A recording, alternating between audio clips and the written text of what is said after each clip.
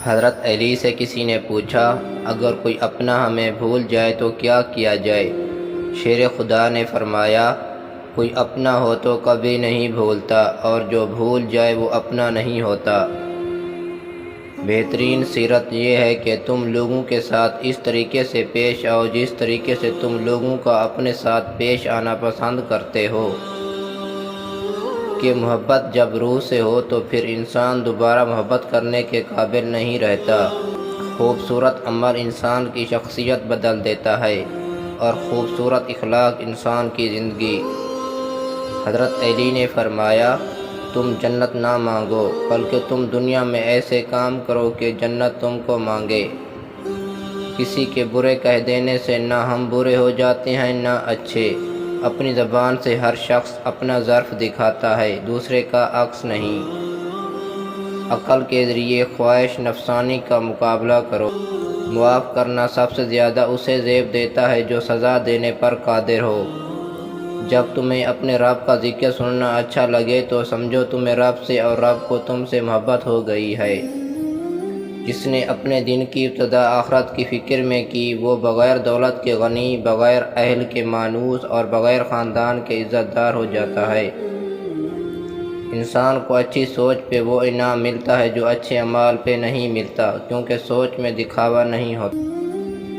جب آپ کچھ بھی نہ کر سکیں تو اپنی دعاؤں میں اضافہ کر دیں، کیونکہ اللہ کے سوا کوئی آپ کو کچھ نہیں دے سکتا۔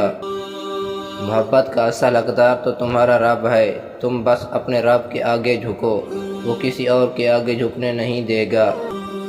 لوگوں کے اخلاق کے مطابق ان سے میل جول رکھو، اور اعمال میں ان سے علیحدہ رہو۔ عقل مند وہ ہے جو اپنی زبان کو غیبت سے بچائے، اور مومن وہ جس کا دل شک سے پاک ہو۔ جو آدمی صبر اختیار کرتا ہے وہ کامیابی پاتا ہے، جو جلد بازی کرتا ہے وہ ٹھوکر کھاتا ہے۔ شک کو اپنے اوپر غالب مت آنے دو، ورنہ تمہیں دنیا میں کوئی ہمدرد نہیں مل سکے گا۔ انسان نے جو کچھ جوانی میں کیا ہوتا ہے، عمر کے آخری حصے میں وہ اس پر ضرور پلٹا جاتا ہے اگر اس نے توبہ نہ کی ہو۔ کسی انسان کو پتھر سمجھ کر ٹھوکر مت مارو، بلکہ اسے تراش کر دیکھو، شاید وہ ہیرا ہو۔ جب کسی کو کسی سے رشتہ ختم کرنا ہو تو سب سے پہلے وہ اپنی زبان کی مٹھاس ختم کرتا ہے۔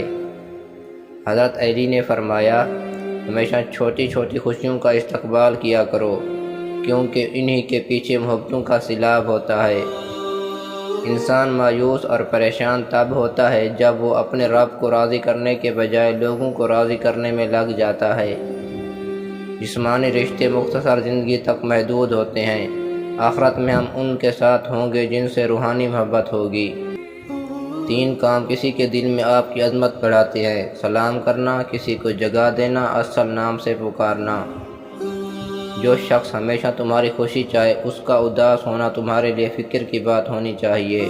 نفرت گناہ سے کرو، گناہ کرنے والے سے نہیں، شاید تمہاری محبت میں آ کر وہ گناہ کرنا ہی چھوڑ دے۔ صرف 2 لوگ مقدر والے ہوتے ہیں، ایک وہ جنہیں وفادار دوست ملتا ہے، اور دوسرا وہ جن کے پاس ماں کی دعائیں ہوتی ہیں۔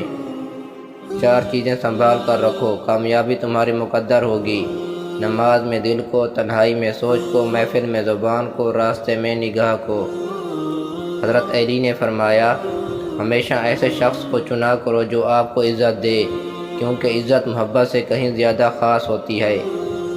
لوگ جتنا بھی دل دکھائیں، یہ یاد رکھا کریں کہ جب اللہ کے بندے ہمیں توڑتے ہیں تو ان کا توڑنا ہمیں اللہ سے جوڑتا ہے۔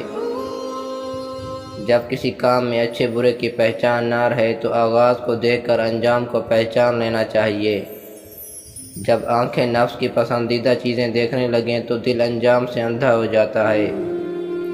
جب اللہ تعالیٰ کسی بندے سے دوستی کرنا چاہتا ہے تو اس کی زبان پر اپنا ذکر اور دل پر اپنی فکر کے دروازے کھول دیتا ہے۔ ہمیشہ سچے لوگوں سے دوستی رکھو، وہ اچھے دنوں میں سرمایہ اور برے دنوں میں محافظ ہوتے ہیں۔ حضرت علی نے فرمایا، اچھے وقت سے زیادہ اچھا دوست عزیز رکھو، کیونکہ ایک اچھا دوست برے وقت کو بھی اچھا بنا دیتا ہے۔ حضرت علی نے فرمایا، اپنا سر اونچا رکھو، تم کسی سے نہیں ڈرتے، لیکن اپنی نگاہیں نیچی رکھو تاکہ پتہ چلے تم ایک باعزت گھرانے سے تعلق رکھتے ہو۔ حضرت علی نے فرمایا، جس سے حد سے زیادہ محبت ہو اس سے اتنی ہی نفرت بھی ہو سکتی ہے۔